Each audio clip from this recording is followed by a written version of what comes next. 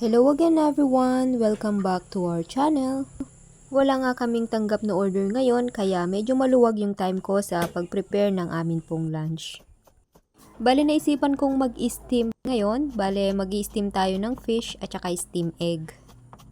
Kahit lamang ako dyan ng ginger at spring onions para po sa ating steam fish.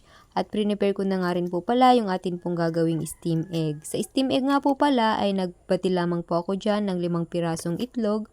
Dinagdagan ko po ng konting tubig, konting seasoning, asin at paminta, pampalasa. At saka po ito batilin ng maayos hanggang sa magka-bubbles. Sinala ko nga po pala ito ng 2 beses para matanggal po yung mga bubbles. Pan ko po ito ng cling wrap para po maging smooth yung ibabaw ng ating gagawing steam egg. Pangit po kasi yung kalalabasan pag hindi mo po tinakpan sa ibabaw. Bale yung iluluto nga po pala nating isda ay karpa or carp fish. Medyo may pagkamalansa po talaga yung isdang ito at hindi po talaga lahat ay kumakain nito.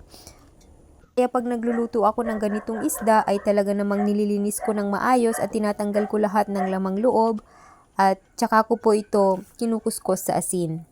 Naglagay talaga ako dyan ng maraming luya para po pantanggal sa lansa. Second time ko naman na pong mag-steam ng ganitong isda at yung una kong in-steam noon ay maayos naman po yung lasa, hindi po talaga siya naging malansa, nawala po yung lansa niya. Sa pag-i-steam nga po pala, yung isda po ay i-steam natin ng mga 10 minutes at yung naman pong itlog ay mga 5 minutes lamang po. Pinagsabay ko nga po pala itong isa lang pero after 5 minutes ay tinanggal ko na po yung itlog at saka ko po tinuloy ang pag-i-steam sa ating pong fish.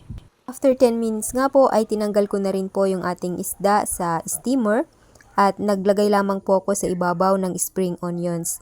Nagpainit na rin po pala ako dyan ng mantika at ibinuhos ko lamang po ito sa ibabaw. Buhusan ko lamang po ito ng toyo, pampalasa. Sa atin naman pong steam egg ay toyo lang din po ang atin pong ilalagay, pampalasa at konting spring onions sa ibabaw. Mga nagluluto po ng ganyang klaseng isda ay subukan nyo rin pong i-steam ito. Pero kailangan lamang po itong linisin ng maayos at kuskusin ng asin bago po ito iluto. Mang po for today's video.